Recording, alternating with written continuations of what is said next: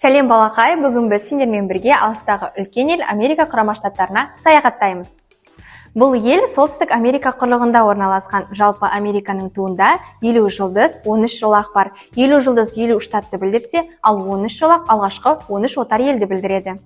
Балақай, картаға қарайық, ақш-та танымал қала көп. Оның біріншісі Нью-Йорк, екіншісі Лос-Анджелес, Майами, Чикаго және ол елдің астанасы Вашингтон. Американың табиғаты әртүрлі. Орманда, шөлде, тауда бар. Ал сен білдің бе, онда барлығына танымал Ниагара сарқырамасы да бар. Әр елдің өзінің сүйікті тағамы бар. Сол секілді Американың сүйікті тағамы бургер. Бургер жалпы дөңгелек нанның ішіне салынған ет, ірімшік, көкөніс, тұздық. ақш-та ұлттық киім жоқ. Дегенмен де ковбой киімі олардың мәдени киімдері болып танылады. Ковбой дегеніміз бұл ерте заманда атпен жүріп мал баққан адамдарды айтамыз. Ал олардың ерекшелігі қалпағы мен етігінде. Америкада не ерекше? Жалпы барлығына танымал бостандық мүсіні осында, ол Нью-Йорк қаласында орналасқан. Жалпы ол еркіндік символы. Әр ұлттың, әр елдің өздерінің ұнатып тойлайтын мерекелері бар. Дәл сол секілді Америкада ерекше тойланатын бұл тәуелсіздік күні. Бұл күн оларда 4 шілде. Жалпы отшашулар атылып, парадтар өтеді.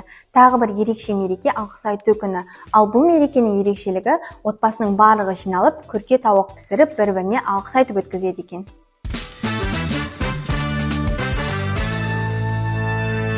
Америка құрама штаттары жайында қызықты 5 дерек. Олардың алғашқысы Америка әлемдегі ең үлкен 3 елдің қатарына кіреді.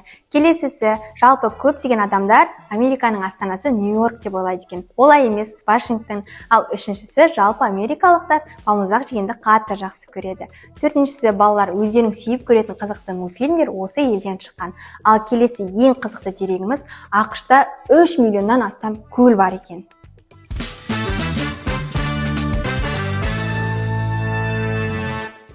Америка құрама штаттарына жасалған саяхатымыз осымен тәмам. Келесі біз сіздермен бірге Жапония еліне саяхаттайтын боламыз. Сол үшін арнамыздан алыстама балақай. Сау бол!